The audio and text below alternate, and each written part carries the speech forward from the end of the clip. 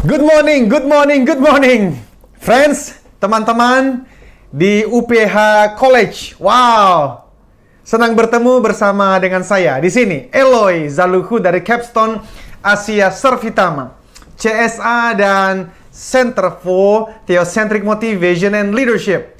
Dan ini UPH College Youth Conference 2020. Friends, teman-teman, saya senang sekali. Ini sebuah kehormatan. Saya bisa berbagi dan akan sharing bersama dengan teman-teman satu topik yang menjadi passion saya sejak 20 tahun yang lalu. Dan kali ini saya diberikan topik yaitu Tomorrow's Leaders Begin Today.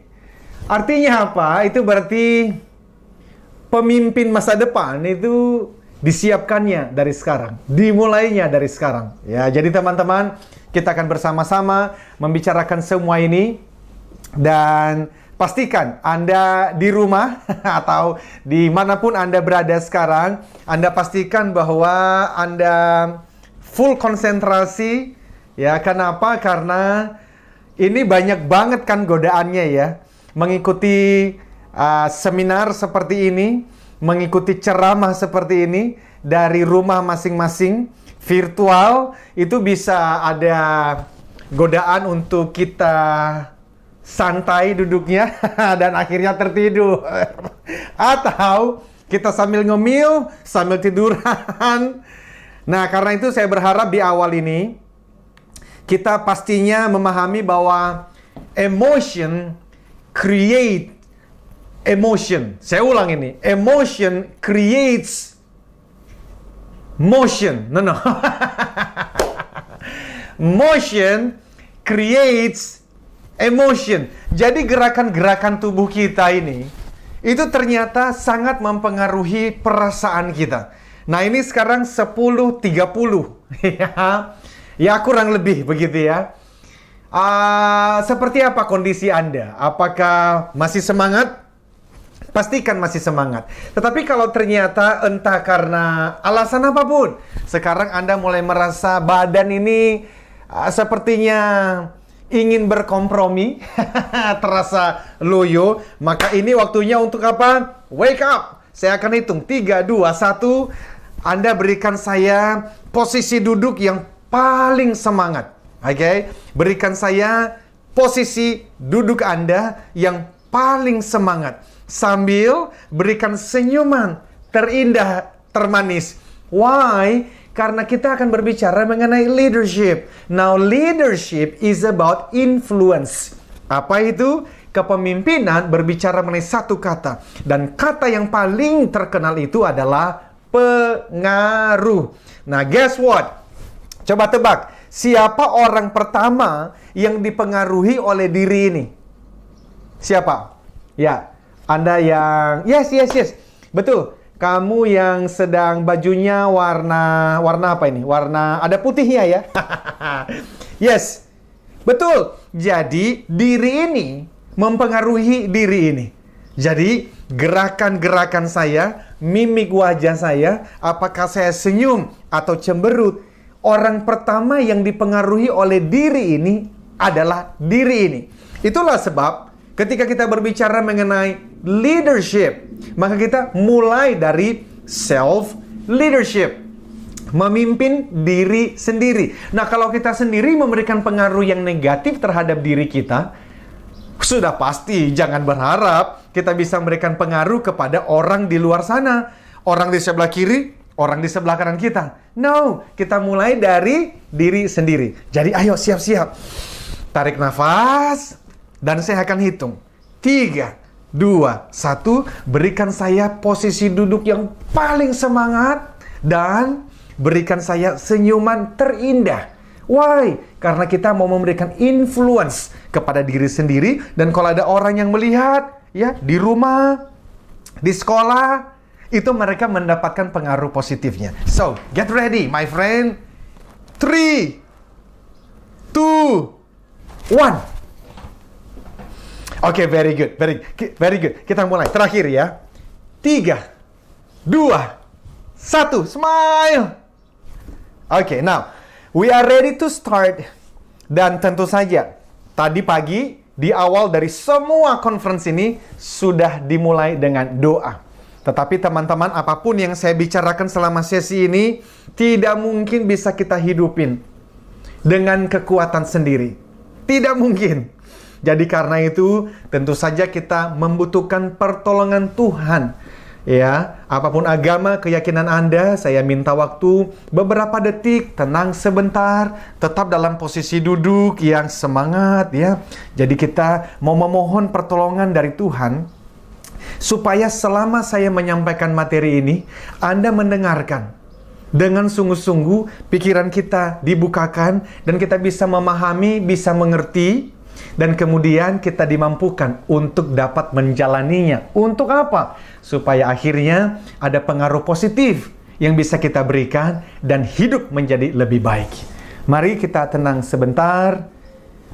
Kita memohon pimpinan Tuhan.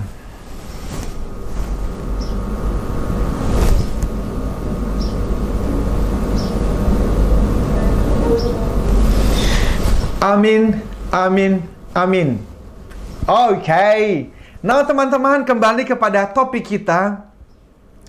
Tomorrow's leaders begin today. Oke. Nah kalau saya bertanya, di antara teman-teman yang merasa dirinya seorang pemimpin, yang yakin seyakin-yakinnya dirinya adalah seorang leader, angkat tangan kanan yang tinggi. Anyone? Oh wow. Dari 1.300 orang, beberapa saya lihat tangannya terangkat ini. Tetapi ada yang langsung angkat tangan, ada yang ragu-ragu. Dan itu ada beberapa orang yang ternyata nggak angkat tangan. Oke. Saya ulang lagi ya, saya ulang. Dengarkan baik-baik. Siapa di antara Anda, apakah itu grade 10, grade 11, grade 12, UPH College, dari 1.300 orang, dimanapun Anda sekarang berada, saya tanya, sederhana pertanyaannya ya.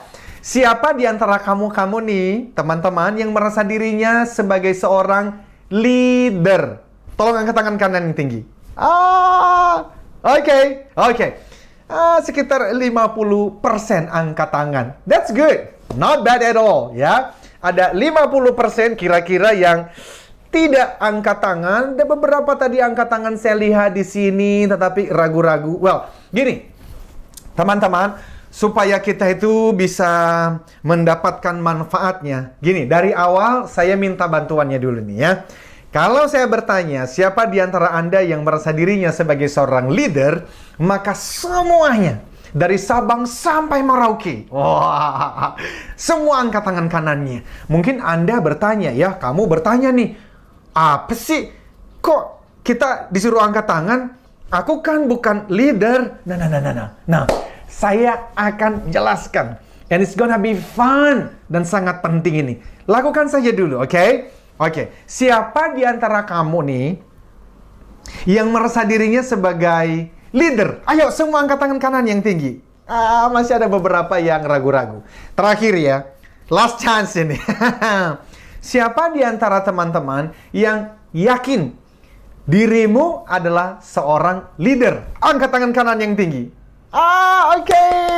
Very good. Nah, saya tambahkan dengan ada beberapa jawaban kalimat yang lebih bersemangat lagi. Jadi saya akan bertanya, ada intonasi suaranya. Saya akan bertanya, who is the leader? Nah, dan teman-teman, jempolnya siapkan, tunjuk pada diri sendiri. I am a leader, you are a leader, we are all leaders. Oke, itu jawabannya. Lalu nanti saya tanya, bisa? Anda jawab, saya bisa, harus bisa, pasti bisa. Saya bisa, harus bisa, pasti bisa. Bisa gitu ya? Oke, pelan-pelan, slow ya. Nih, kita mulai dulu saya bertanya. Who is the leader? Ayo jawab. I am a leader, you are a leader, we are all leaders. Bisa? Saya bisa, harus bisa, pasti bisa. Very nice, very good. Now teman-teman, itu adalah sebenarnya sudah jadi kesimpulan dari sesi selama 90 menit ini. You are a leader. I am a leader. We are all leaders. Masa sih? Bukankah titik. Nah, itulah beberapa mitos yang kita mau bahas di awal pertemuan ini. Jadi ada 3 hal yang kita mau bicarakan. Yang pertama, leadership itu apa sih? Ketika kita berkata, I am a leader, you are a leader, we are all leaders. What is leadership? Itu yang pertama, oke? What is leadership? Yang kedua, mitos-mitos tentang kepemimpinan apa? Ya toh? Dan yang ketiga, saya akan berbicara tentang theocentric leadership. Theocentric motivation. Di dalamnya ada transformational leadership. Di dalamnya ada sedikit servant leadership. Oke? Dan yang nanti terakhir, kita bicara mengenai, dari mana memulainya? Dari mana memulainya? Itu berarti ada competence dan ada karakter. Ada karakter, ada competence. Sehingga nanti di ujung, teman-teman dapat challenge. Oh, ini kan lagi ngetrend. Semuanya dibikin challenge. Challenge-nya, tantangannya adalah ketika nanti teman-teman menuliskan definisi kepemimpinan menurut teman-teman. Ya, menurut teman-teman masing-masing. Lalu nanti di grup itu akan didiskusikan. Oke, jadi saya ulang. Gini deh, 3 aja. Kita jadikan 3. Yang pertama, yang kita bicarakan, what is leadership? Ya, di dalamnya ada beberapa mitos. Ya, yang kedua, saya akan memperkenalkan mengenai theocentric motivation and theocentric leadership. Yang ujungnya adalah transformational leadership. Di tengah-tengahnya ada servant leadership. Ya, pelan-pelan aja. Nanti kita lihat ya. Dan yang terakhir, kita akan bertanya, dari mana memulainya? Maka dimulai dari 2C. C yang pertama adalah karakter, C yang kedua adalah competence.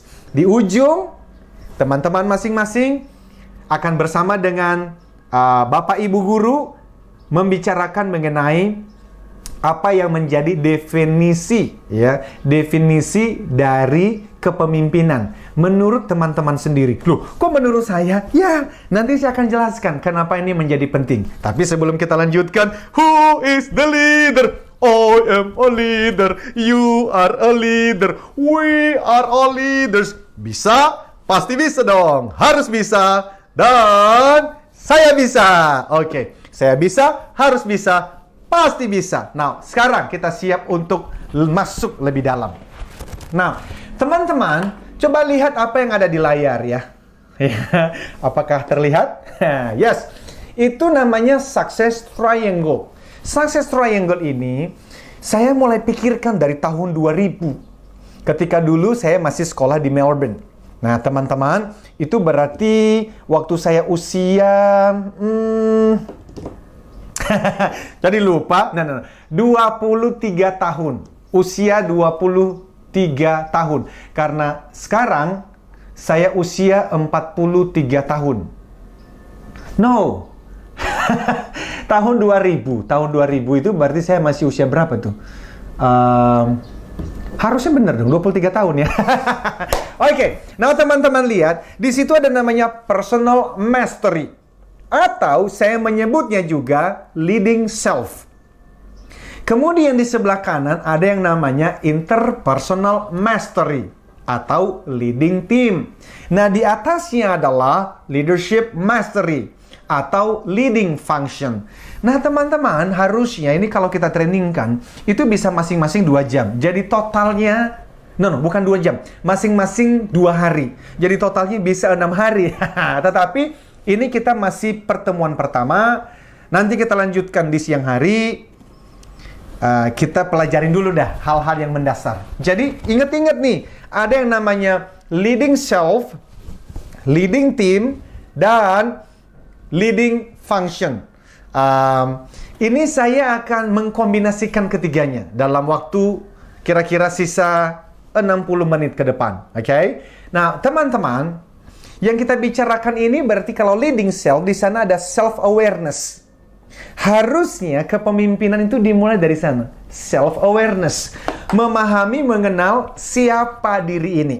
Nah, kemudian leading team itu bagaimana kita itu bisa membangun ya. Membangun relasi dengan orang lain. Nah, nanti di sesi siang hari saya akan membahas ini lebih dalam. Kemudian di atasnya itu berbicara mengenai leadership. Nah, teman-teman, ada perbedaan antara manajemen dan leadership. Ya. Saya tidak masuk mendalam mengenai itu, tetapi saya sampaikan dulu di awal ya, bahwa ada perbedaan antara manajemen, mengelola dengan memimpin. Nanti ada satu slide di dalam pertemuan kita ini di mana saya akan jelaskan sedikit lebih detail. Oke. Nah, sekarang kita memulai bahwa pemimpin dibentuk melalui proses.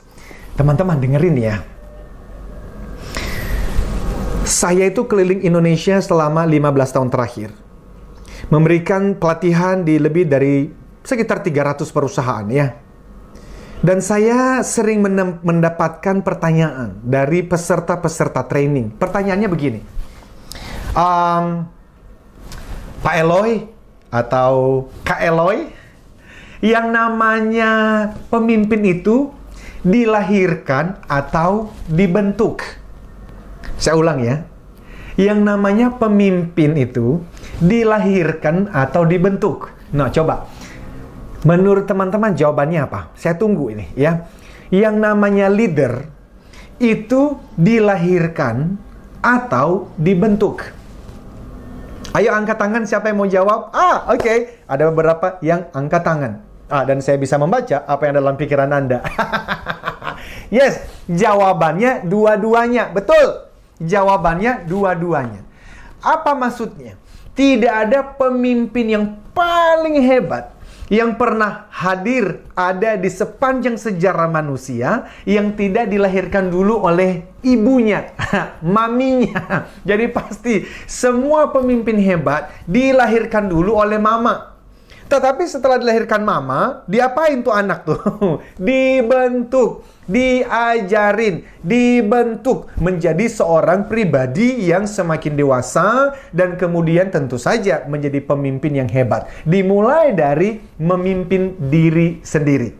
Oke, so itulah yang ada di layar. Pemimpin dibentuk melalui proses. Ada prosesnya.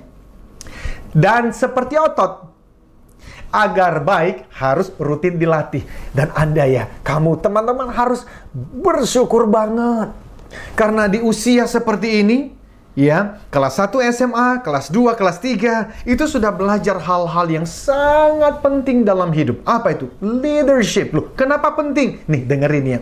Everything rises and falls on leadership. Ini kata siapa? Ini salah satu guru leadership dunia, namanya Pak John C. Maxwell. Menuliskan lebih dari 100 buku. Dan buku-buku beliau banyak tentang leadership. Nah, beliau mengatakan kalimat tadi. Everything rises and falls on leadership. Segala sesuatu, jatuh atau bangun, berhasil atau gagal, ditentukan oleh kepemimpinan. Jadi penting sekali kepemimpinan ini ketika nanti teman-temannya, ini di sekolah kan ya, grade 10. Di situ sendiri sudah mulai membutuhkan kepemimpinan. Dan teman-teman akan mempraktekannya. Ya. Dan kemudian teman-teman, lihat ya. Ini kalau kemampuan teman-teman memimpin itu 0 sampai 10 ya. 0 sampai 10. Itu let's say saat ini kemampuan memimpinnya di level 5. Saya katakanlah di level 5. Yang menarik adalah, apakah level 5 ini bisa naik ke level 6? Bisa. Bisa naik ke level 7? Bisa. Kalau dilatih. Jadi, harus intentionally memang sengaja dilatihnya. Karena itu, sebenarnya nih, tidak cukup hanya pertemuan sekali setahun atau sekali setiap semester seperti ini. Teman-teman, di Capstone Asia Servitama, kami bahkan mengadakan namanya grup coaching. Termasuk untuk teman-teman kelas 1 SMA, kelas 2, kelas 3. Apalagi yang kuliah. Supaya apa? Itu namanya grup leadership coaching. Satu grup itu hanya 10 orang, maksimal 20 orang. Itu pertemuannya sekali 2 minggu, 3 jam. Lewat Zoom seperti ini. Kita memilih weekend atau malam hari, tapi banyaknya di weekend, Sabtu atau Minggu. Jadi silakan kalau teman-teman nanti mendengarkan semua ini, dan Anda itu terasa ya, merasa bahwa Tuhan memanggilmu untuk benar-benar mengembangkan yang namanya adalah leadership skills. Maka teman-teman juga bisa bergabung di leadership coaching for teens and youth seperti demikian. Nah, teman-teman, ingat ini. Pemimpin dibentuk melalui proses. Kepemimpinan seperti otot, agar baik harus rutin dilatih. Nah, jadi teman-teman, pertanyaannya sekarang adalah, waktu kita mengatakan leaders, wajah siapa yang muncul dalam pikiran, imajinasi teman-teman? Leaders, pemimpin, apakah ayah? Apakah ibu? Koko mungkin? Cici mungkin? Ya, atau mungkin guru, teacher? Atau Pak Presiden? Atau seseorang yang Anda pernah tonton gitu, ada filmnya? Mungkin teman-teman berpikir mengenai, oh aku dulu pernah nonton Pak Mahatma Gandhi. Atau saya pernah nonton tuh kisah dari Pak Martin Luther King Jr. Atau saya pernah menonton kisah dari Bunda Teresa misalnya. I don't know. Leader. Berhenti sebentar. Lalu coba jawab pertanyaan saya. Siapa yang muncul dalam pikiran Anda? Siapa yang Anda sebut sebagai seorang leader? Memang tadi kita sudah mengatakan, I am a leader. Tapi di luar diri ini, apakah ada satu yang Anda sebut sebagai, kamu bilang, model, teladan? Karena kalau belum ada, harus dicari teman-teman. Karena if you cannot imagine pemimpin hebat itu seperti apa, teman-teman akan sulit sekali untuk memulai perjalanan menjadi pemimpin yang hebat. So, sambil pikirkan itu, pertanyaannya, who is the leader? Karena saya mau berbicara mengenai sebuah mitos ini di dalam kepemimpinan. Nah, teman-teman pernah mendengar yang namanya filsuf? Para filsuf itu kerjanya adalah mikir ya. Dan ada satu bangsa, itu mereka itu ya punya banyak filsuf yang memang ya tadi itu demennya mikir. Mereka berpikir mengenai politik, mereka berpikir mengenai hukum, berpikir mengenai psikologi, dan salah satu yang mereka pikirkan adalah leadership. Nah, teman-teman, saya pernah membaca ya, ternyata salah satu kesimpulan mereka mengenai leadership adalah ini, seperti yang ada di layar. If you were born with sharp pointed nose, blue eyes, fair skin, and thin lips, you were born to be a leader. Wow! Jadi mereka mengatakan begini, who is the leader? Mereka tuh tidak setuju, teman-teman. Kalau tadi saya mengatakan, oh ya, mau leader. Bagi beberapa filsuf ini, mereka nggak setuju. Karena bagi mereka, yang dikatakan sebagai seorang pemimpin, itu ada ciri-ciri fisiknya. Nah, apa itu? Yang pertama adalah hidung mancung. Nah, coba lihat, apakah ada kaca di sana? Mirror. Apakah Anda merasa salah seorang yang masuk dalam kategori kriteria ciri-ciri ini?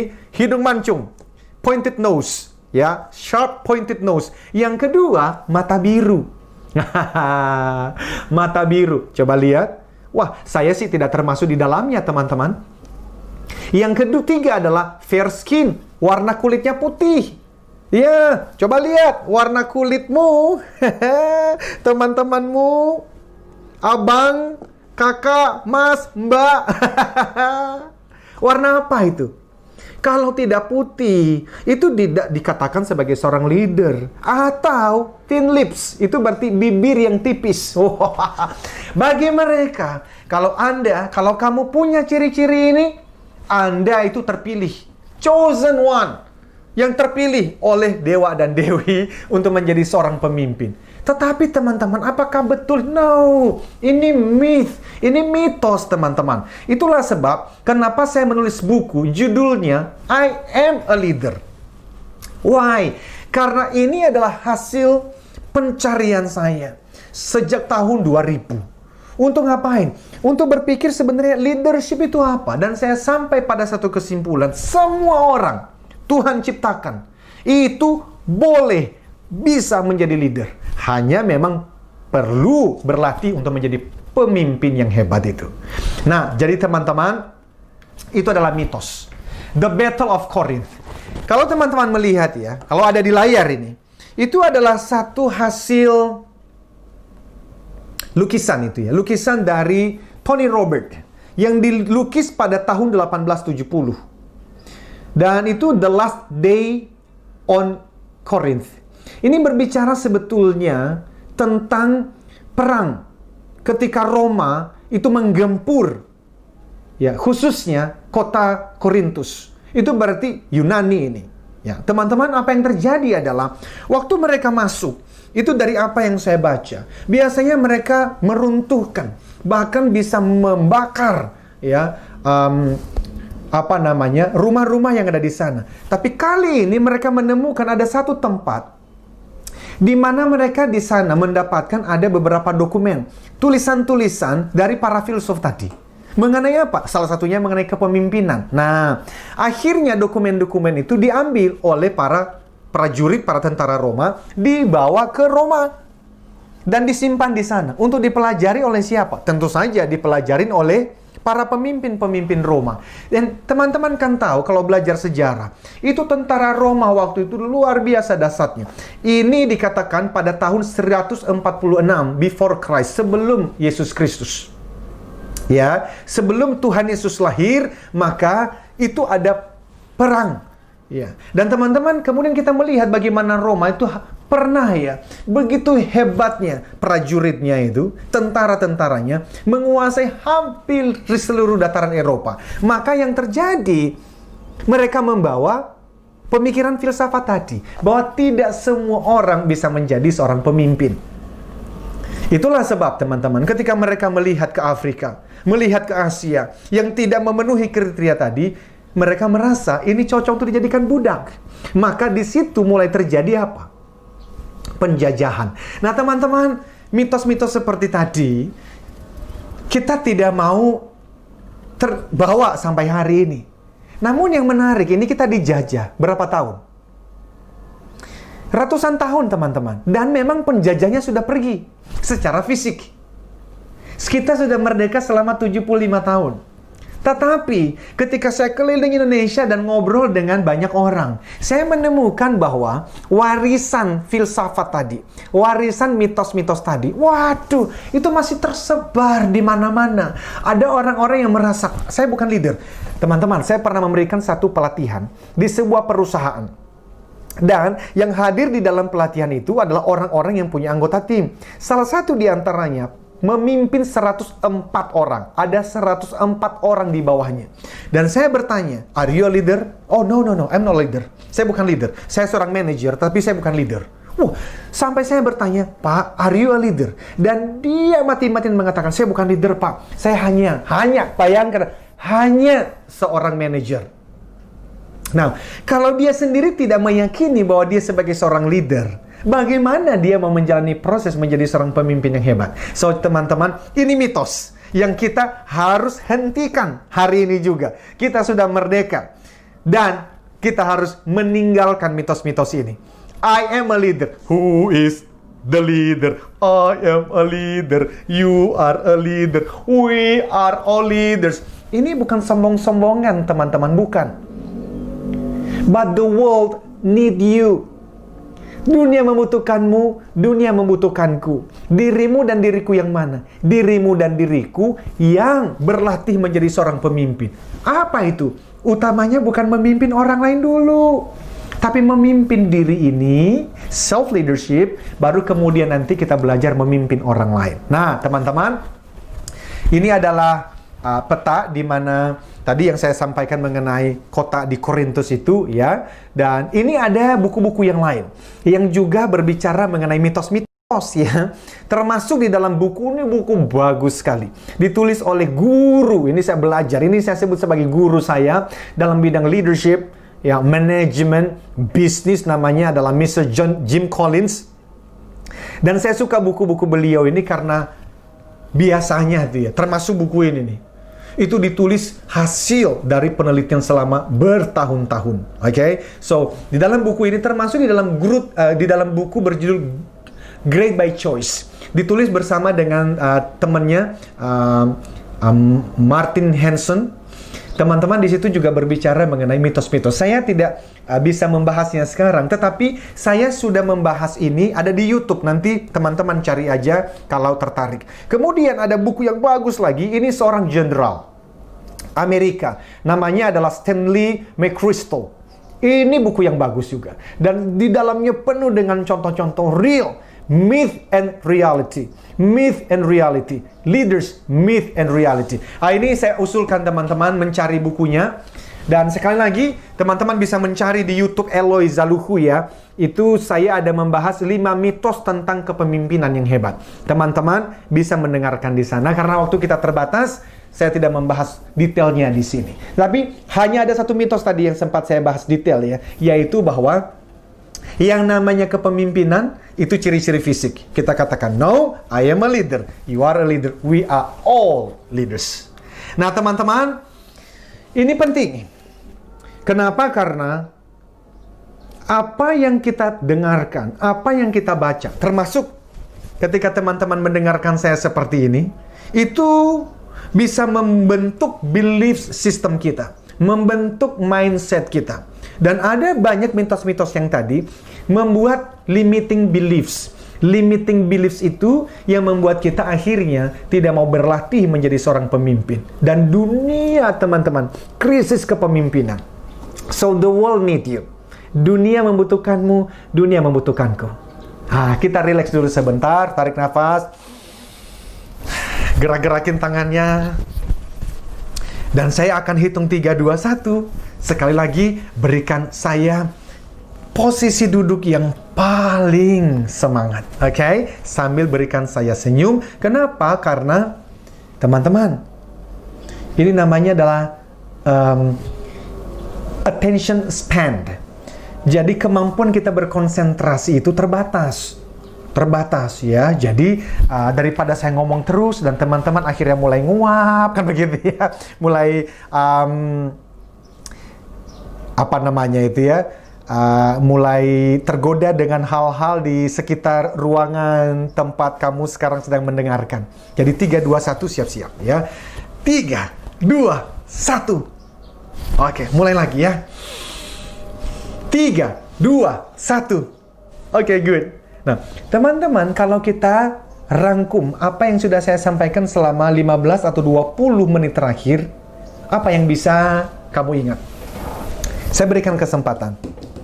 Kalau di situ ada 2 orang, ya, teman, keluarga, boleh berdiskusi. Tapi kalau ternyata orang yang baru bertemu, pastikan jaga jarak. Jaga jarak, ya. Ya udah, berpikir sendiri-sendiri saja, ya. Ayo, ingat-ingat, 20 menit terakhir yang sudah saya bicarakan itu apa? Tadi yang pertama apa? Who is the leader?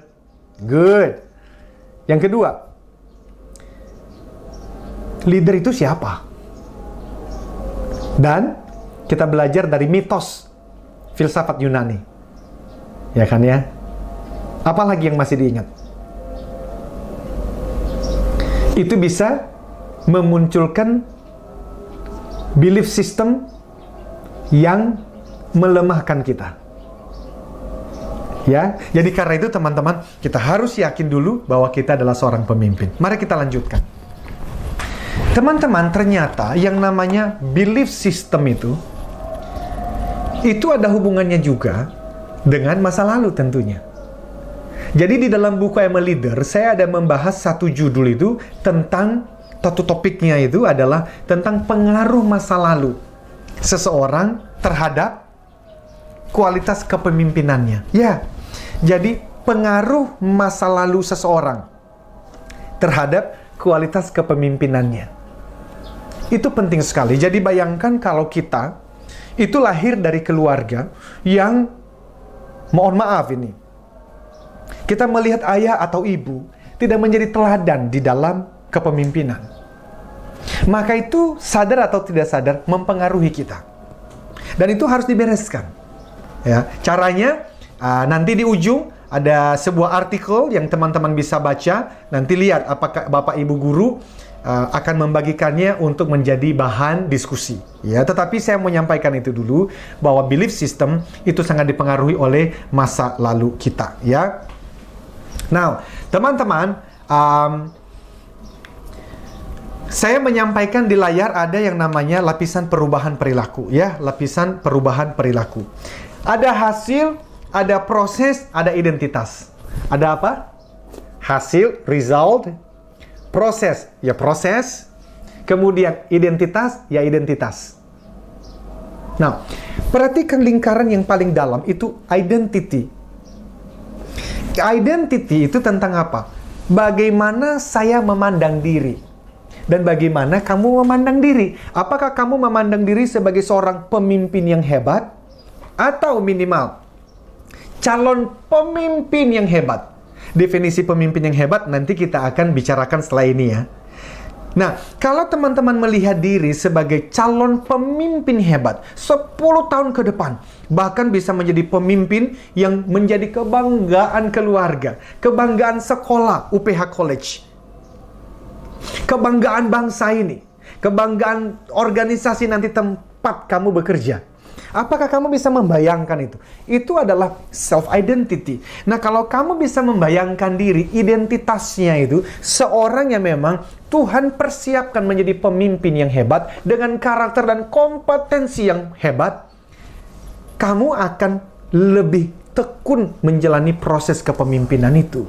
Kenapa? Ada proses di sana. Yes.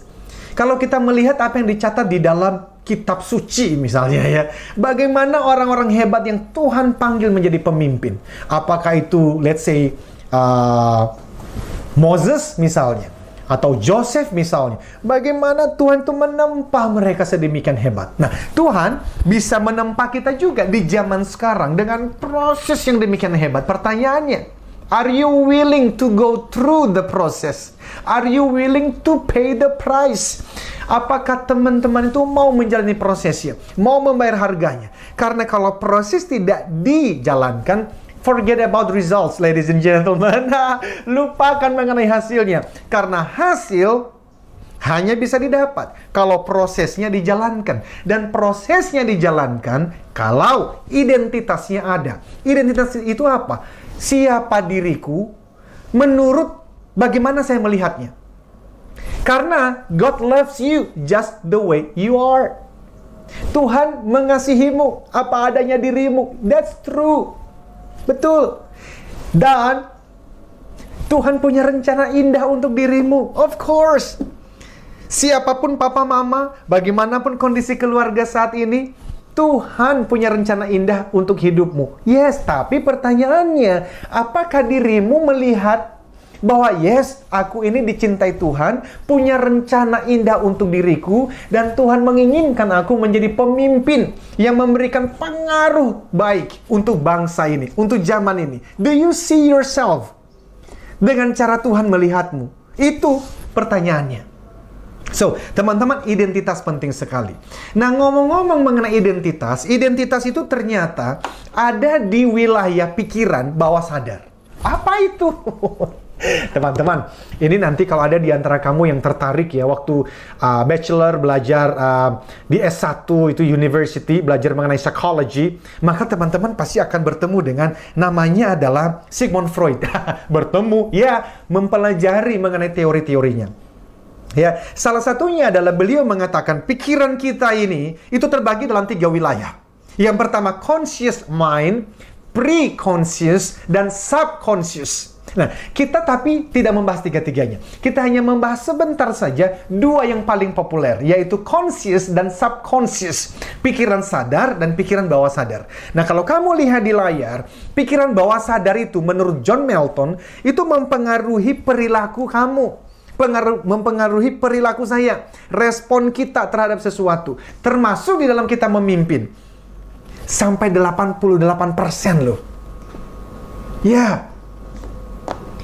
Bagaimana dengan pikiran sadar? subconscious mind. Nah, teman-teman lagi menggunakan pikiran sadar nih. Nih, sekarang ya, saya mau senyum. 3, 2, 1. Ini saya lakukan secara sadar. Tetapi ketika tidak ada stimulus, tidak ada yang memerintahkan, saya lagi di perjalanan, di dalam mobil, pertanyaannya, saya lebih banyak senyum atau saya lebih banyak cemberut? Itu subconscious. Itu pikiran bawah sadar yang sudah menjadi kebiasaan dan terjadi secara otomatis. So, teman-teman lihat, hanya 12% dari pikiran sadar kita yang mempengaruhi kehidupan kita sehari-hari. Nah, termasuk yang namanya identitas tadi, adanya di mana? Adanya di pikiran bawah sadar, teman-teman. Sehingga harus diapain nih? Kalau ternyata identitasmu, cara pandangmu terhadap dirimu, itu belum melihat sebagai seorang leader, minimal calon pemimpin. Kan judulnya ini, topik kita ini kan, tomorrow's leader. Tomorrow's leaders begins today. Kalau kamu belum melihat dirimu itu sebagai pemimpin 5 tahun ke depan, pemimpin masa depan 10 tahun ke depan, yang benar-benar Tuhan pakai untuk menolong bangsa ini, dan teman-teman tidak akan mungkin menjalankan prosesnya. Karena sebentar lagi saya akan berbicara mengenai prosesnya, teman-teman, dengan 2C tadi, karakter dan kompetens.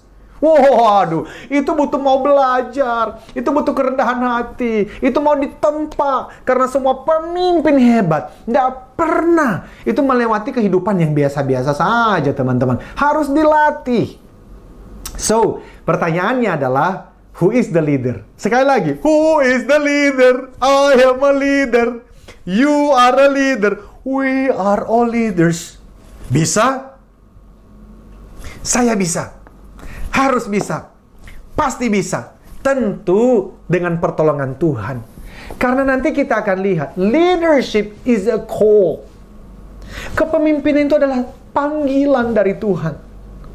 Untuk kita menjadi agen perubahan. Dimanapun Tuhan tempatkan kita. Jadi, we need God. Itulah basisnya, namanya theocentric leadership. Ya, so teman-teman, apa itu theocentric leadership? Ini saya sampaikan sedikit. Teman-teman, theocentric motivation, theocentric leadership, kemudian ada theocentric family, kemudian ada theocentric parenting, dan seterusnya. Bahkan ada teman-teman tuh yang menjadi certified theocentric motivator. Ada 21 orang sekarang. Dan nanti bulan Oktober kami memberikan kembali sertifikasi untuk teman-teman mengajarkan pembelajaran ini di seluruh Indonesia, Asia, dan dunia. Nah, teman-teman, theocentric, theos artinya Tuhan. Centric artinya pusat. Karena saya dapat panggilan tugas pelayanannya di marketplace, maka saya bicara mengenai universal principles. Apa itu? Ini adalah prinsip-prinsip umum. Ya, tidak bicara mengenai prinsip khusus. Kalau prinsip khusus itu masing-masing agama punya. So, teman-teman, ini prinsip khusus yang kita bicarakan, ya. Jadi, theocentric itu apa? Itu bahasa Yunani itu. Theos artinya Tuhan. Centric adalah pusat. Maka theocentric adalah pandangan yang meyakini bahwa Tuhan merupakan awal dan akhir dan pusat seluruh aspek kehidupan manusia. Jadi, Tuhan itu adalah pencipta sekaligus pemelihara umat manusia yang memelihara ciptaannya. That's theocentric. Maka hidup saya itu mesti berpusat kepada beliau. Ketika nanti saya bekerja dan kamu bekerja, mesti bertanya, kerja ini untuk apa? Sekarang lagi sekolah kan? Ada yang kelas 1, kelas 2, kelas 3 SMA. Pertanyaannya, kenapa ya sekolah ya? Tujuannya apa? Semuanya berpusat untuk Tuhan. Ya, so teman-teman, itu theocentric. Nah, kemudian bagaimana saya bisa memulai pemahaman ini? Nah, teman-teman, tadi kita belum kenalan ya. 2-3 menit kita kenalan dulu. Jadi, saya Eloy Zaluhu. Udah ngomong setengah jam baru berkenalan. Sengaja. Kalau tadi di awal kenalan ya udah biasa dong ya. Jadi, saya taruhnya di tengah ya, teman-teman. Ini nama saya Eloy. Mau panggil Kak Eloy boleh. I don't know. Kalau di UPH College biasa memanggil teacher itu Mister atau I don't know, whatever. Tapi intinya teman-teman, saya memulai karir sebagai seorang pembicara publik seperti ini, sebagai theocentric motivator pada tahun 2005. Itu berarti 15 tahun yang lalu ketika saya berusia 27 tahun. Ya. Dan jadi teman-teman, beberapa hal yang saya sampaikan, saya menulis buku-buku mengenai itu. Dan kenapa kok munculnya theocentric? Nah, kalau kamu melihat nih apa yang ada di layar, itu adalah foto. Siapa ini? Yes, yang memegang tebu itu adalah saya. Sebagai anak ke-13 dari 13 bersaudara. Foto ini waktu saya usia 10 tahun. Tahun 87. Saya lahir 77, ini tahun 87. Di kampung kelahiran saya. Di mana itu? Ayo, siapa yang bisa jawab? Mungkinkah ada di antara teman-teman ya yang sedang mendengarkan saya sekarang, entah itu year grade 10, 11, or 12 yang ternyata dari pulau yang sama. Dari mana? Yes! Nias Island. Pulau Nias. Itu ada di North Sumatra. Sumatera Utara. Saya anak ke-13, teman-teman. Dari 13 bersaudara. Yes! Banyak ya. Dari istri papa yang keempat. Loh, kok banyak amat? Iya, waktu itu papa dikatakan sebagai ya tetua adat lah di kampung kami. Punya kebun yang luas, waktu itu punya uang banyak di kampungnya, tetapi kan tidak bisa membeli mobil mewah, rumah mewah. Ya ada rumah adat Nias itu papa punya satu. Tetapi kalau bicara mengenai mobil nggak bisa. Kenapa? Wong jangankan dulu, sekarang nih kampung kami belum ada aspalnya. Listrik nih, PLN tuh, listrik. Itu baru masuk 6 bulan yang lalu, teman-teman. Jadi, itulah kehidupan saya. Maka kalau teman-teman lihat, saya menuliskan sebagai tagline kehidupan saya itu, moto hidup saya, masa lalu bukan keselaluan. Hidup bisa berubah. Now, that's leadership. Yang namanya leadership dimulai dari diri sendiri. Dan diri sendiri itu mesti yakin dengan pertolongan Tuhan. Bukan karena kehebatan diri, tetapi dengan pertolongan Tuhan, ditambahkan dengan ketekunan. Yang mana ketekunan juga Tuhan kerjakan bersama dengan kita. Maka masa lalu bukan keselaluan. Hidup bisa berubah. Nah, perhatikan kata berubah. Perubahan adalah kata kunci di dalam leadership. Leadership itu berbicara mengenai mengubah sesuatu menjadi lebih baik. Ya, so teman-teman, itu saya dan saya lahir di Gubuk ini dan besar di Gubuk ini selama 12 tahun sebelum akhirnya saya ke Jakarta. Panjang perjalanannya. Tetapi inilah yang membuat saya berpikir mengenai theocentric motivation, theocentric leadership. Bahwa yang namanya hidup, ya, sekolah, kerja, bisnis, apapun yang kita kerjakan, dasarnya adalah Tuhan. Kenapa? Karena saya tidak terpikirkan ke Jakarta. Apalagi bisa sekolah selama 6 tahun di Melbourne. Tidak pernah kepikir. Kalau itu bisa terjadi, nah disitulah saya meyakini karena God is good. Nah itulah yang menjadi cikal bakal teman-teman. Saya itu kemudian berpikir untuk memulai karir dan berbicara mengenai theocentric motivation and leadership. Oke? Nah, ini adalah buku perjalanan hidup saya dituliskan oleh Mbak Albertine Endah. Nanti kalau teman-teman mau mendapatkan itu bisa dicari e-booknya ya. Dan kalau sudah dibaca dan ternyata kamu mengenal orang yang mau membuat film, film keluarga, maka teman-teman Anda juga kamu bisa ajukan buku ini untuk dibikin filmnya. Ini ada, waduh, bagaimana di Nias gitu ya. Kemudian bagaimana saya di Jakarta, SMP, SMA di Jakarta. Bagaimana saya ke Melbourne year 12, kelas 3 SMA. Kemudian kuliah di Jakarta dan seterusnya dan seterusnya. Romantisnya juga ada tuh ya. Kisah-kisah romance. Waktu itu saya sempat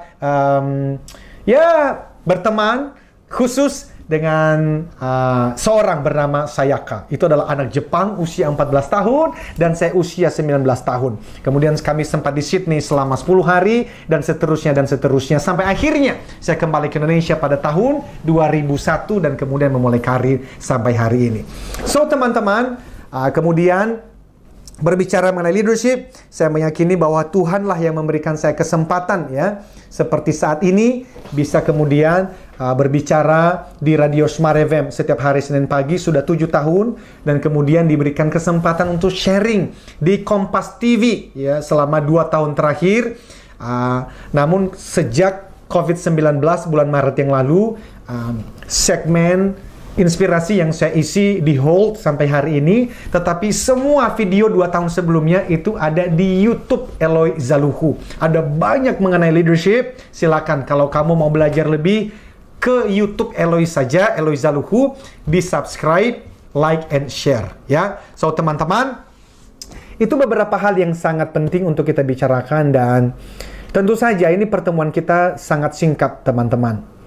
Tetapi di bulan Desember nanti ya, itu saya bersama beberapa teman-teman yang lain akan mengadakan Young Leader ya, virtual conference 2020. Jadi ini khusus kalau hari ini kan saya mengisi khusus untuk UPH College. Tapi kalau nanti di bulan Desember itu di tanggal 12 Desember itu berarti hari Sabtu full day. Itu saya berbicara untuk semua, siapa saja yang boleh hadir ya. Kalau kamu mau mendapatkan lebih ya pemahaman mengenai ini, kamu juga bisa bergabung ya. Silakan nanti cari, follow saja di Instagram Eloy Zaluhu, karena di sana rutin kami bagikan ya informasi mengenai hal ini. Teman-teman, coba kita tenang sebentar dan kita ulang lagi apa yang sudah kita bicarakan.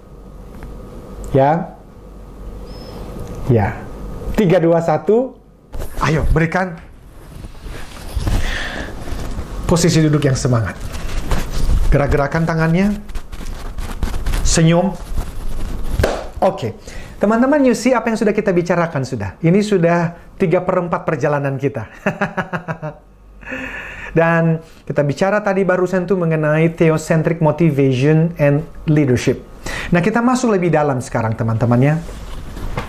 Theocentric motivation itu saya pikirkan sejak tahun 2000. Dan 2005 saya memulai gerakan ini. Apa theocentric motivation itu? Ini adalah menolong individu menemukan tujuan hidup dan potensi terbaiknya. Oke? Sehingga dia bisa sekolah.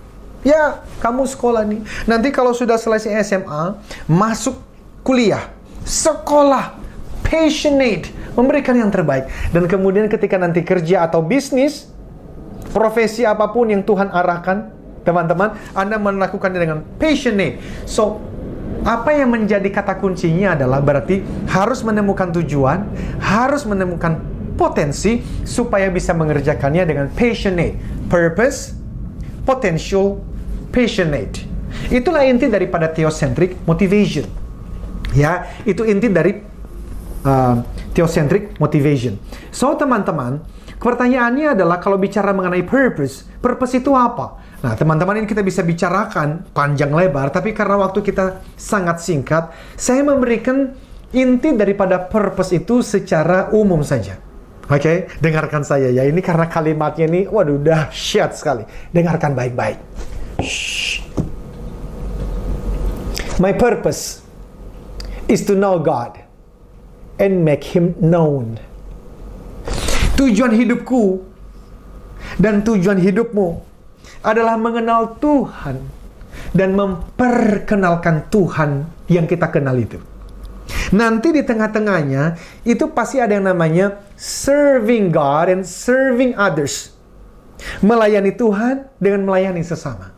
Dan kalau teman-teman melayani Tuhan melalui melayani sesama, itu dikerjakan dengan sebaik-baiknya, maka pasti ketemu kata yang keempat, yang berikutnya, yaitu enjoying God.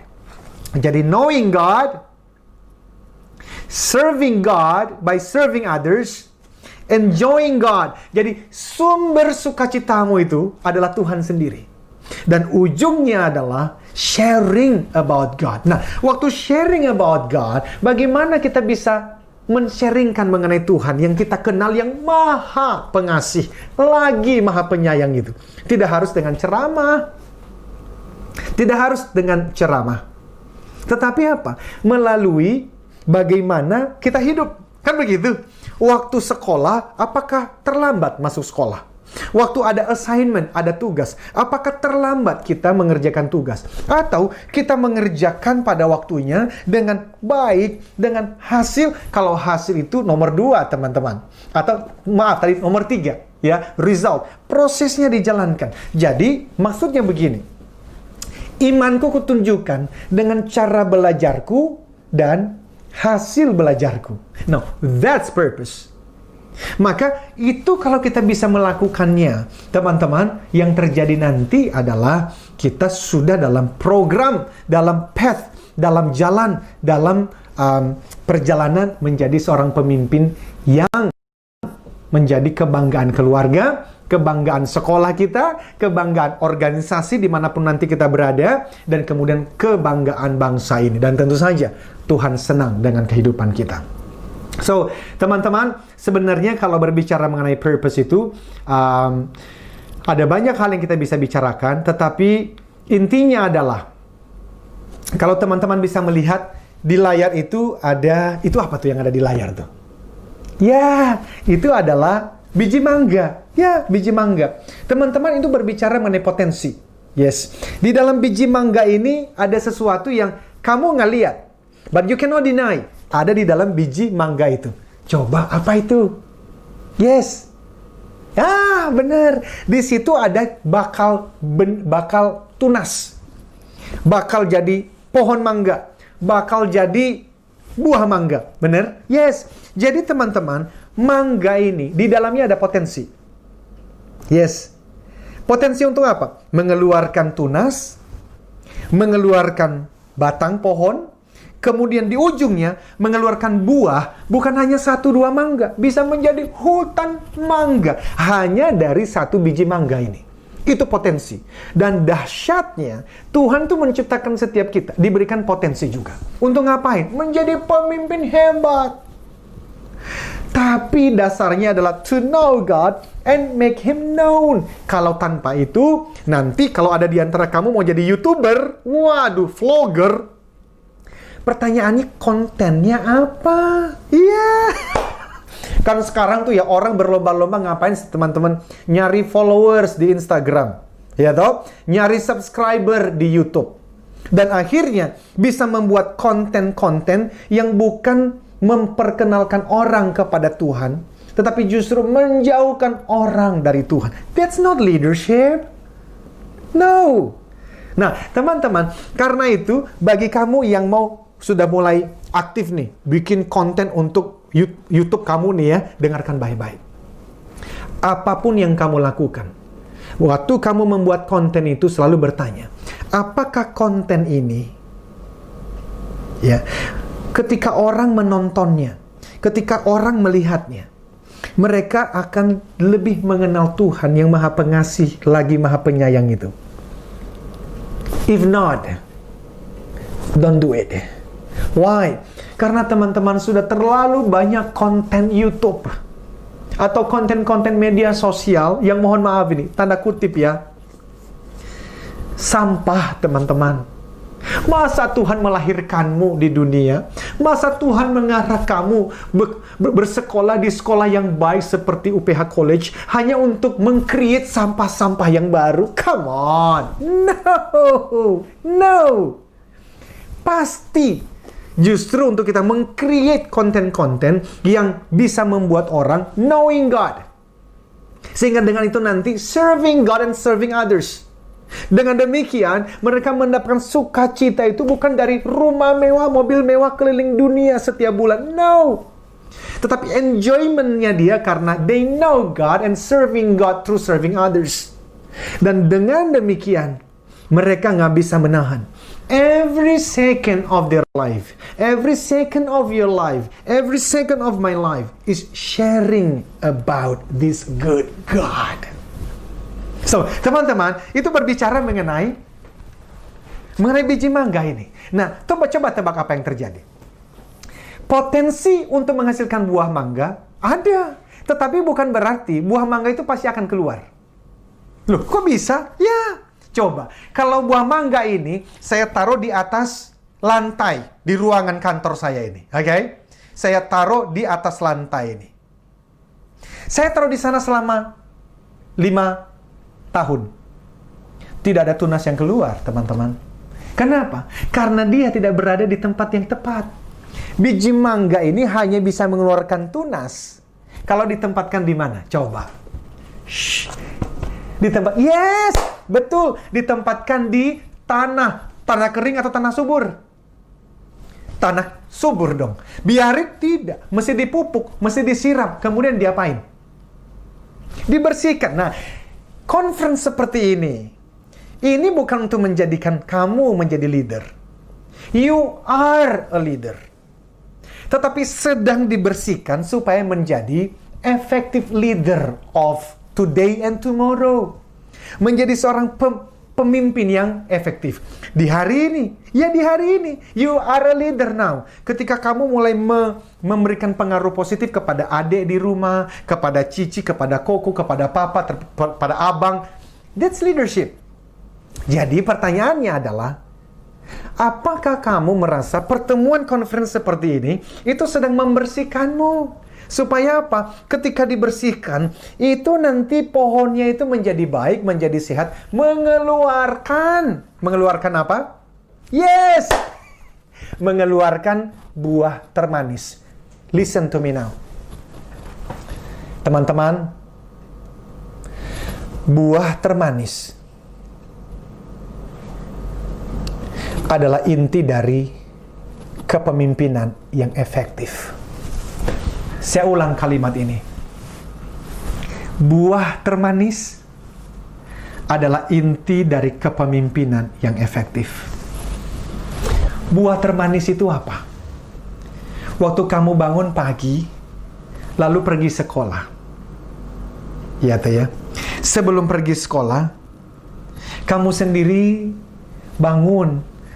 Tidak perlu lagi disuruh oleh papa dan mama. Ayo, bangun. Lalu kemudian masuk kamar mandi, ya, bete, ya, banting pintu kamar mandi. No, you don't do that anymore. Kenapa? Karena you know now, you are a leader. Kamu tahu sekarang kamu adalah pemimpin.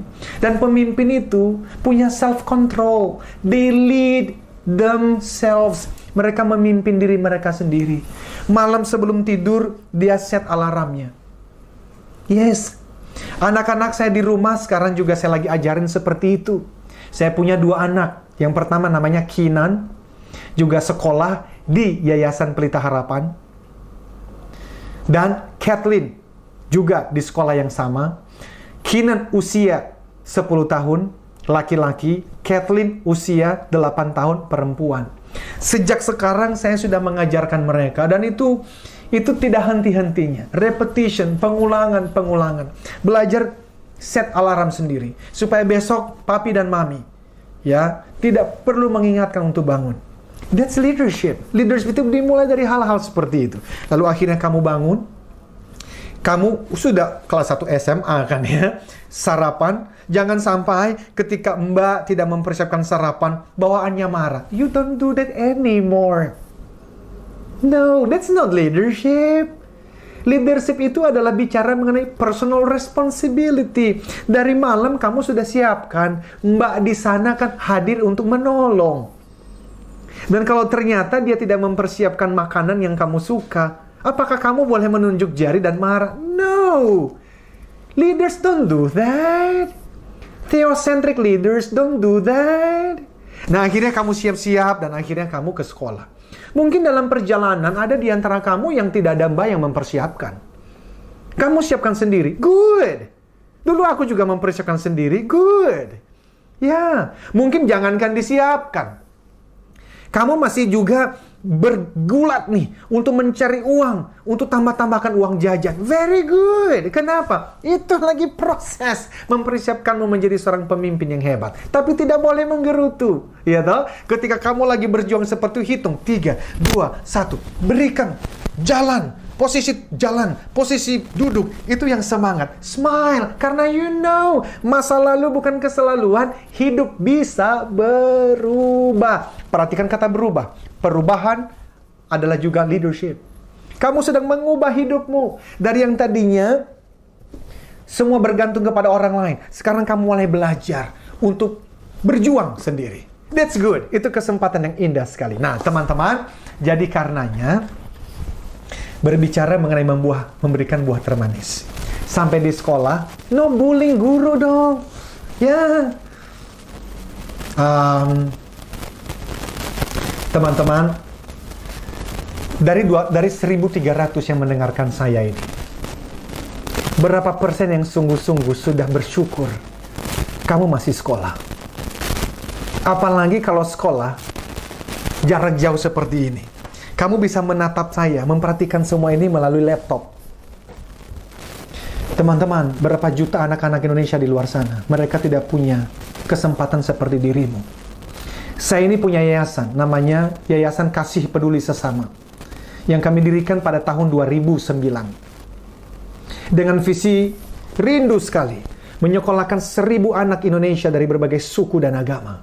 Kami belum menyekolahkan 1.000, ya, tetapi ada puluhan anak-anak hari ini bisa sekolah dari SD sampai kuliah di berbagai tempat di Indonesia ini. Dan beberapa di antara mereka, teman-teman, tidak punya laptop. Bahkan barusan waktu lalu, itu anak ini kita bantu, dia ada di Jakarta Utara, di Sungai Tiram, dari keluarga yang sangat sederhana. Dan akhirnya kami memberikan dia laptop. Itu pun kami belum bisa memberikan laptop yang bagus-bagus. Tetapi karena anak ini sejak SD, SMP, itu dia memang belajar baik-baik dan selalu juara. Dan sekarang dia masuk kelas 1 SMA. Belajar jarak jauh. Selama ini dia hanya meminjam apa? Meminjam handphone mamanya yang jualan di pasar. Dan handphone itu, mohon maaf, handphone yang sangat sederhana. Sehingga kami merasa anak ini perlu dibantu. And by the way, dia memang yang menghubungi saya. Kenapa? Karena dia mempertahankan jadi juara. Dia mau belajar baik-baik. Dan kami tahu, dia sudah melakukan bagiannya di tahun-tahun sebelumnya. Nyatanya dia belajar baik di dalam seluruh keterbatasan itu. Dia tetap menjadi juara di sekolahnya. Dan kami merasa anak ini harus dibantu. So, teman-teman, berbicara mengenai buah. Buah itu adalah ketika sampai di sekolah, kamu memberikan senyum kepada teman-temanmu. Ya, no bullying. Tidak ada membicarakan orang lain. Tidak yang namanya, wah ini kelompokku, itu kelompokmu. No. Leaders don't do that. Come on. Ya. Waktu kita lagi ada ujian, atau kita ada tugas. Wah, saya lagi berpikir ya teman-teman. Ini kalau nanti ujian jarak jauh seperti ini. Seperti apa itu untuk menjaga supaya tidak ada contek-mencontek? Disitulah leadershipmu, integritasmu, kejujuranmu sedang diuji. Nah, jadi bicara mengenai buah itu adalah ketika tidak ada orang yang melihat, apa yang kamu lakukan? Jadi harapan saya teman-teman, berikan buah termanis. Sampai nanti muncul menjadi hasil karya. Entah itu kamu nyanyi yang bagus. Ya, nyanyian itu bisa dipersembahkan untuk kemuliaan Tuhan. Entah kamu sukanya gambar, maka gambar itu ketika orang melihat gambarmu, mereka mengingat God is good. Atau mereka mengingat ada anak-anak miskin yang sekarang tidak punya makan yang cukup, yang sekarang tidak punya uang sekolah. Waktu mereka melihat hasil karyamu, mereka tertarik untuk akhirnya membantu. Yang tadinya mereka menghabis-habiskan uang untuk hal-hal yang tidak terlalu berguna, sekarang mereka sadar, uang ini aku bantulah. Ada orang-orang yang belum punya rumah karena melihat hasil karyamu. Mungkin kamu seorang penulis, mungkin kamu nanti menjadi seorang guru, mungkin menjadi seorang dokter, menjadi seorang politisi, menjadi lawyer, I don't know, menjadi seorang businessman, entrepreneurs, atau menjadi seorang theocentric motivator seperti saya. By the way teman-teman, kami juga membuka kesempatan untuk menjadi yang namanya adalah the next young theocentric motivator, ya, dan sampai kepada the next transformational leader. Ini untuk orang-orang ya yang berusia 15 sampai 25 tahun. 15 sampai 25 tahun. Jadi kalau kamu tertarik untuk benar-benar ya pingin belajar theocentric motivation, theocentric leadership, transformational leadership, Kamu juga bisa ikut itu, ya. Caranya bagaimana? Cari aja lah Instagram Eloy Zaluhu, atau cari di Google aja Eloy Zaluhu, nanti ketemu ada websitenya, ada nomor telepon di sana, gampang. Tapi intinya teman-teman, berikan yang namanya fokus memberikan value, fokus untuk memberikan buah termanis. Kalau buahnya manis, guess what? Apa yang terjadi? Orang-orang nggak usah disuruh-suruh untuk mengikuti kamu. Mereka akan datang. Untuk apa? Untuk menikmati buah manismu. Teman-teman, ini saya sudah bicara kira-kira 45 menit. No, lebih. Kira-kira sudah 60 menit. Lebih. Sudah 70 menit kali saya bicara ini ya. Apa yang saya lakukan selama 70 menit adalah memberikan buah termanis. Dan aku sedang berusaha supaya kamu menikmati buah ini. Oleh karena apa? Karena kalau kamu menikmati buahnya, nanti sesi yang berikutnya, kamu mau ikut dengan semangat. Why? Karena kamu sudah menikmati buah termanis di sesi yang pertama. Begitu. Dan nanti kalau merasa 1.300 orang itu mendapatkan manfaat. Yayasan, UPH College, para pimpinan, guru-guru kita, panitia, pasti akan berikan saya kesempatan untuk mengisi sesi yang akan datang lagi. Entah bulan depan, entah retreat, entah conference berikutnya, I don't know. Why? Karena buahnya manis. Jadi fokus untuk memberikan buah termanis. Orang yang fokus memberikan buah termanis, tidak ada waktu untuk menghina orang lain. Tidak ada waktu untuk melakukan hal-hal yang tidak berguna. Why? Karena kamu fokus memberikan buah termanis. That's leadership. Itu yang kita bicarakan mengenai tomorrow's leaders begin today. Karena apa yang kamu lakukan hari ini nanti dipanen 5 tahun ke depan, nanti dipanen 10 tahun ke depan. And by the way, teman-teman yang year 12, kelas 3 SMA, 1 tahun ke depan kan kamu lulus. Ketika nanti kamu lulus, diberikan, waduh itu apa tuh? Diberikan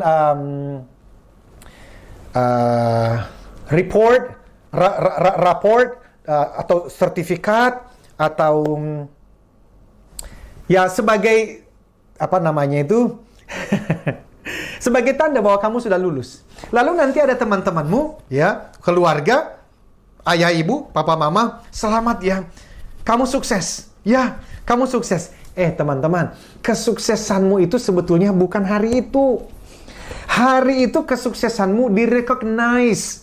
Your success hari itu being recognized di apa itu? Diakui. Tapi sebetulnya kesuksesanmu itu dimulai dari kapan? Justru dari sejak kamu masih kecil. Dan waktu bertemu dengan guru-guru di UPH College sejak kapan? Waktu kamu year 10. Nah ini teman-teman yang lain ada yang year 10 kan. Apa yang kamu lakukan setiap hari? Bangun pagi, yang tadinya pingin bobo, alarm bunyi, kamu hitung 3, 2, 1, go, bangun. Lalu kamu mandi.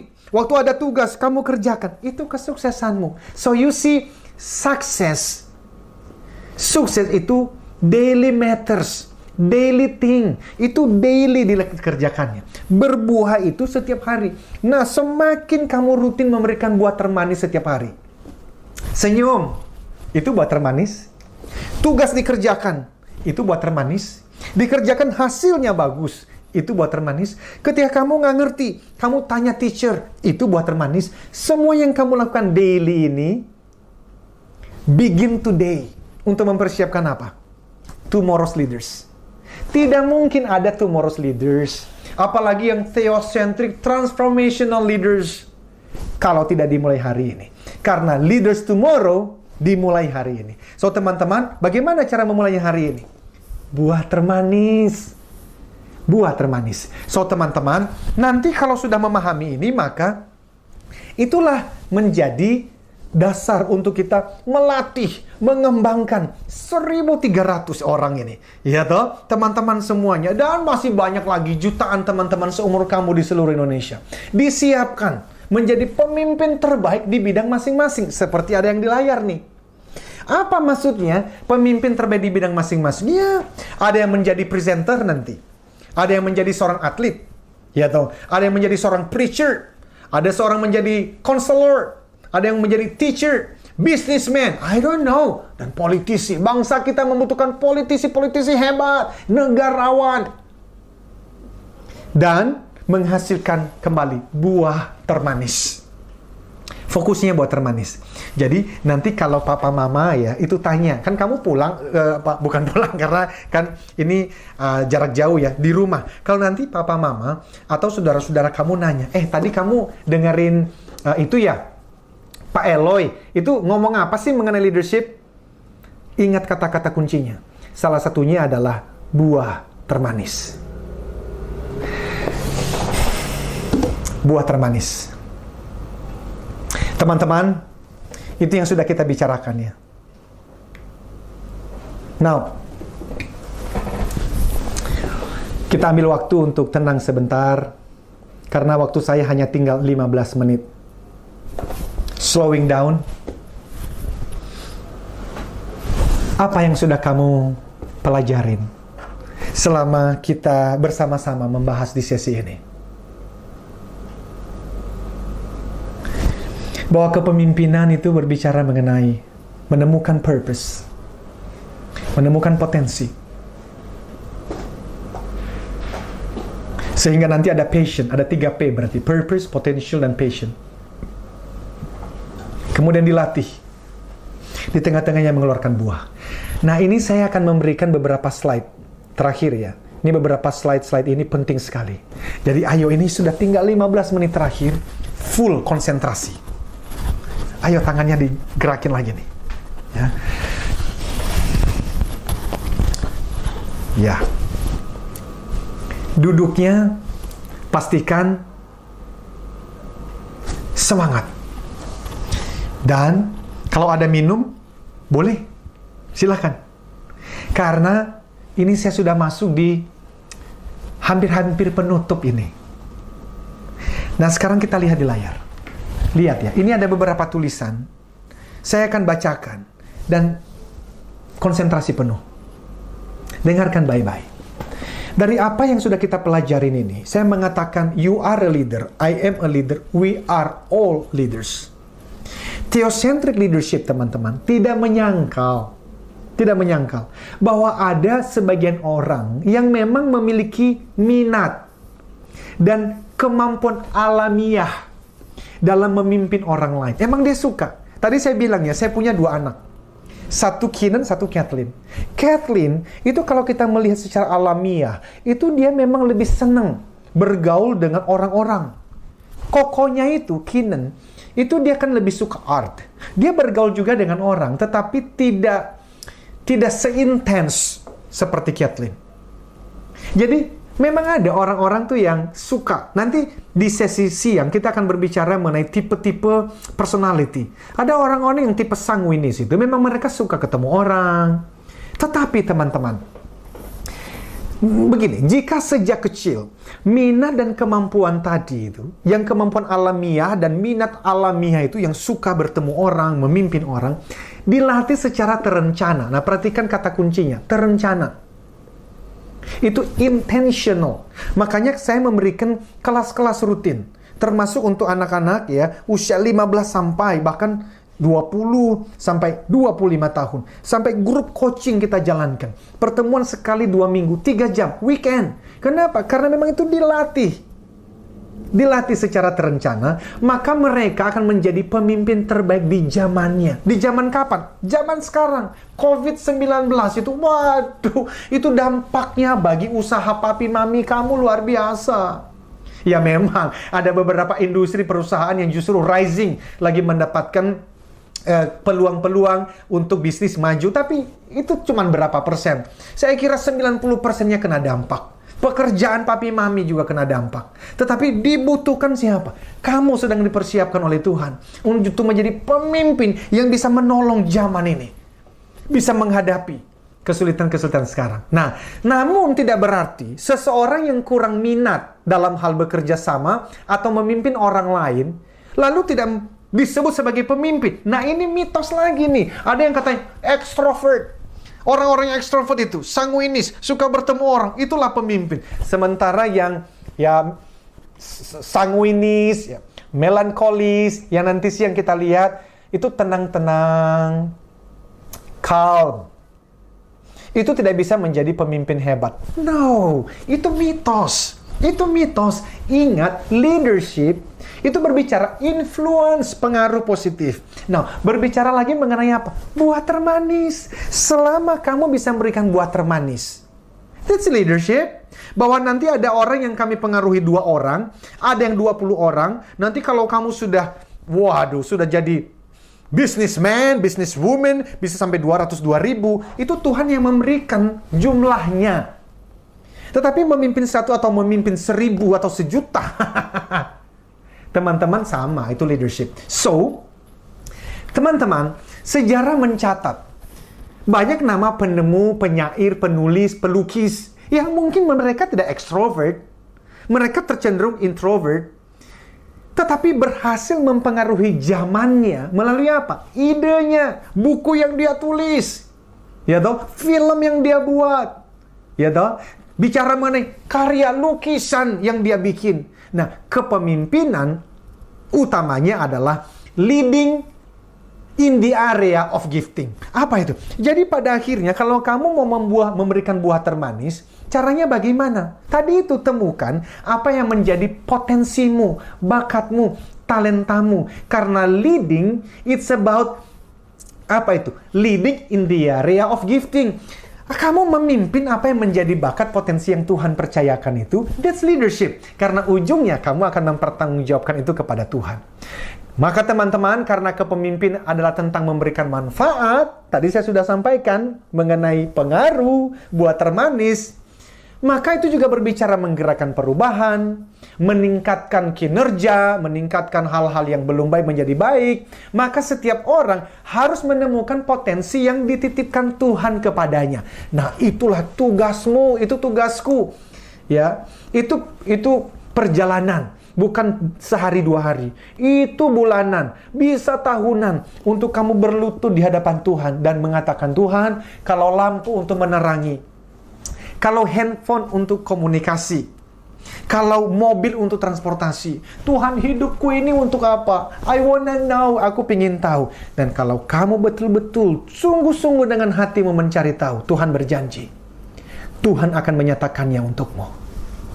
Menemukan apa potensimu dan apa tujuan Tuhan atas dirimu. Karena itu syukuri hari ini, kembangkan potensi yang Tuhan titipkan kepadamu, sehingga kamu memberi manfaat atau pengaruh di bidang yang kamu tekunin.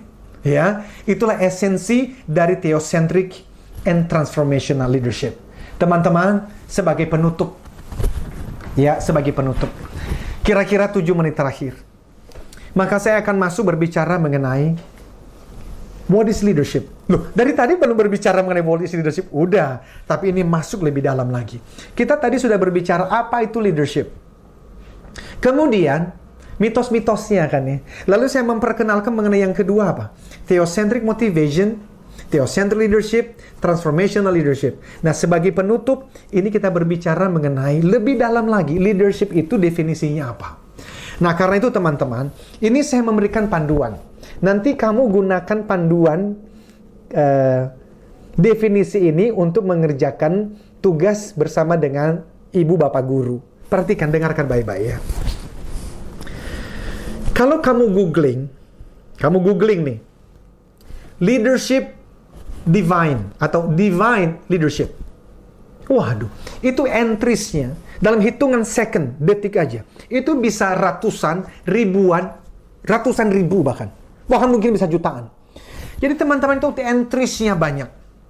Banyak orang yang berpikir, apa itu kepemimpinan? Lalu mereka memberikan definisinya. Ada banyak definisi. Nah, pertanyaannya, definisi yang paling baik apa? Definisi yang paling keren, yang paling benar itu yang mana? Nah, teman-teman dengarkan baik-baik. Mungkin pertama kali kamu mendengarkan ini. Shh. Definisi kepemimpinan yang paling baik dan paling benar adalah definisi kepemimpinan yang kamu sendiri yakin memang itu definisinya. Yang kedua, relevan. Relevan itu apa? Berarti relevan, cocok, sesuai dengan kehidupan lingkungan di mana kamu berada. Di mana kamu berada sekarang? Di rumah dan UPH College. Waktumu akan habis di sana. Dan yang ketiga adalah you do it. Kamu lakukan. Jadi nggak usah mencari definisi kepemimpinan jauh-jauh. Iya toh? Kalau ternyata kamu nggak yakin tidak relevan dan tidak dilakukan. Jadi ada 3. Bicara mengenai definisi kepemimpinan. Yang pertama, kamu yakin tidak bahwa itu benar? Yang kedua, relevan tidak? Cocok nggak? Bisa dilakukan, bisa diimplementasikan tidak? Di rumah dan di sekolah kamu. Sebagai kelas 1, kelas 2, kelas 3 SMA di UPH College. Dan yang ketiga, apakah kamu mengerjakannya? Nah, karena itu teman-teman, nanti di ujung kamu punya challenge. Di-challenge untuk ngapain? Menuliskan definisi kepemimpinan menurut kamu sendiri. Ya. Nah, ini adalah contoh. Saya sudah memikirkan ini sejak tahun 2000, lalu kemudian 2005 saya semakin memikirkannya, membaca referensi, mewawancarain pemimpin-pemimpin hebat, membaca biografi mereka. Aduh, puluhan, saya nggak mengatakan ratusan lah, tapi puluhan video saya tonton mengenai leadership. Dan saya sampai pada kesimpulan, kepemimpinan menurut theocentric motivation, theocentric leadership. Ini dia, lihat di layar ya. Kepemimpinan adalah respon. Perhatikan kata respon. Berarti kepemimpinan itu bukan saya yang mau-maunya, enggak. Meresponi panggilan. Jadi it's a call. Panggilan dari siapa? Panggilan Tuhan. Jadi kalau kamu ditelepon atau papa mama kamu diteleponin oleh Pak Presiden untuk datang ke istana, ya, untuk datang ke istana. Lalu disuruh pakai baju warna putih. Itu tanda-tandanya apa? Itu dipanggil untuk menjadi menteri. Dan dipanggil minimal menjadi direktur BUMN. Waduh, itu bangga sekali. Itu bisa, wah, selfie tuh.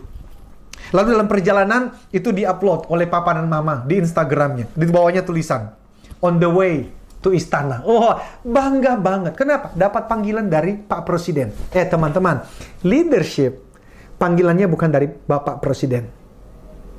Leadership, panggilan dari Tuhan pencipta dan pemelihara alam semesta. Indah sekali.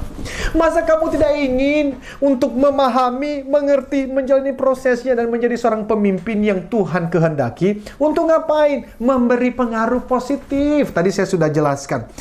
Dan menjadi apa? Agen perubahan. Agent of change. Bagaimana cara menjadi agent of change? Dengarkan baik-baik. Shh. Kamu tidak bisa mengubah apa yang kamu hindari. You cannot change what you avoid. Jadi kalau ternyata ada hal-hal yang kamu nggak suka. Salah satunya misalnya, katakanlah di beberapa tempat di Indonesia ini, katakan Anda merasa, kok tidak bersih ya lingkungannya. Tidak seperti tempat itu, tempat ini. Mungkin kamu sudah jalan-jalan di berbagai belahan dunia ini. Lalu kamu hanya bisa bicara, kok tidak bersih ya. Dan kamu menghindarinya, you cannot change. Kalau kamu mau menjadi agen perubahan untuk Indonesia, get involved. Hadir di dalam.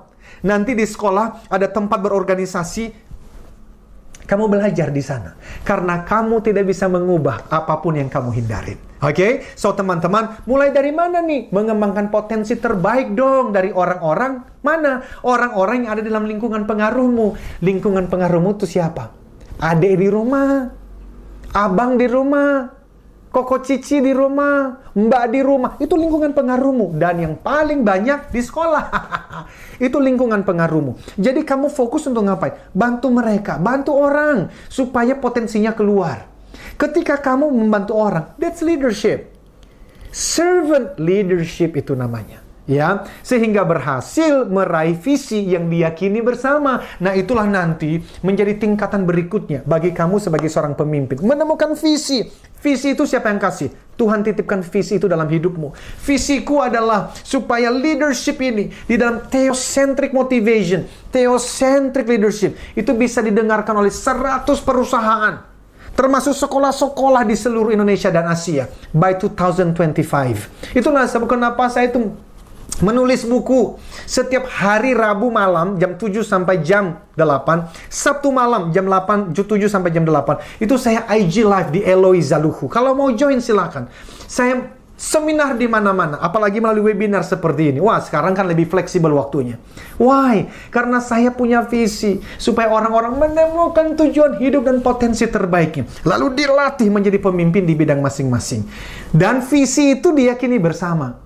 Nah, itulah challenge. Nanti di sesi berikutnya, kita akan berbicara influencing others, winning with people. Bagaimana supaya visi yang Tuhan titipkan kepadamu bisa kamu bagikan kepada orang lain. Lalu mereka melihat itu juga bagian dari visiku. Lalu mereka berlomba-lomba bekerja. Untuk ngapain? Mengejarnya dan meraihnya bersama. Sampai pada akhirnya teman-teman, yang terjadi adalah tentu saja dilakukan secara terencana, planning, dan harus ada karakter di dalamnya. Rendah hati, integritas, tanggung jawab, disiplin, dan punya keberanian. Ini saya tulis dalam buku I Am a Leader. Ya, teman-teman bisa nanti, ya kalau tertarik, silakan juga bisa mencari bukunya, ada e-booknya di online. Oke? So, teman-teman, waktu kita ini sangat terbatas. Mengenai karakter itu ada di YouTube. Ada banyak di YouTube. Silakan ke YouTube saja, cari karakter ala fondasi kepemimpinan, ya. Kemudian teman-teman, di situ saya berbicara mengenai kompetensi juga. Nah, kalau kamu lihat tadi di dalam paparan definisi itu ada karakter, ada kompetensi. Karakter itu kan ada 5 tadi ya. Dimulai daripada rendah hati, ya toh, integritas, tanggung jawab, apalagi tadi itu. Disiplin, kemudian keberanian, itu adalah bagian karakter. Ya, tapi kompetensi itu berbicara mengenai kamu harus tahu dong, harus merencanakan, harus bisa punya strategi, harus bisa menyelesaikan masalah, berani mengambil keputusan, membuat visi dan seterusnya. Nah, nanti silakan setelah ini kamu menuliskan ya definisi leadership menurut kamu sendiri. Definisi kepemimpinan ya. Harus ada karakternya, harus ada kompetensinya, nanti dibantu oleh Bapak Ibu Guru, kemudian tuliskan. Ya, saya sudah bagikan mengenai theocentric leadership tadi, jadikan itu sebagai panduan. Ya, jadi teman-teman, kita nanti akan lanjutkan di sesi yang berikutnya, tetapi sebagai penutup. Setelah ini kan kamu istirahat nih ya. Teman-teman pikirkan. Buah termanis apa yang bisa kamu berikan kepada orang yang ada di sampingmu? Di rumah. Ada 3 kata penting untuk melakukannya. Care, tunjukkan bahwa kamu peduli kepada orang lain. 2, help, bantu siapapun yang bisa kamu bantu. Dan yang terakhir, trust. Trust, pastikan kamu orang yang bisa dipercaya. Ini 3 kata kunci. Care, kamu peduli kepada orang lain. Help, kamu membantu orang lain. Trust, kamu bisa dipercaya. Care, help, trust. Teman-teman, sampai di sana. Kita bertemu di sesi berikutnya. Keep the smile and God bless you.